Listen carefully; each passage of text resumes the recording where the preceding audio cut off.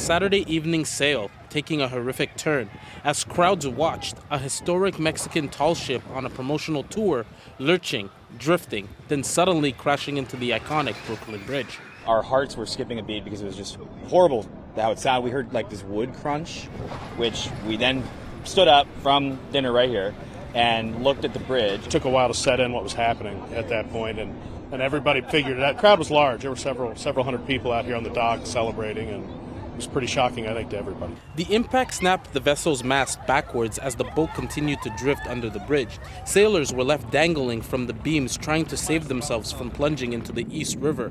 They were rescued, but at least 19 others injured, 2 killed. Our hearts go out to the family members, and many family members are going to be traveling here from Mexico.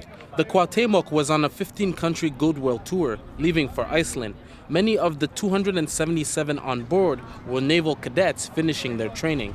The Mexican Ministry of the Navy will search for every family of every one of the injured. The ship was headed to sea, but the pilot who was maneuvering the vessel lost power in the river's current. It then began drifting in the wrong direction toward the bridge. It was the pilot that is assigned to navigate, the boat out of the water.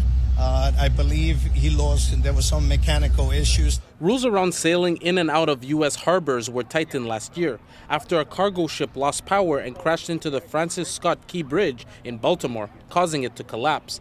The Brooklyn Bridge doesn't appear to be damaged. It was a little bit shocking when it hit. We were all a little bit panicked. It was crazy. The ship sits damaged and stranded for now as investigators try to figure out what went so horribly wrong.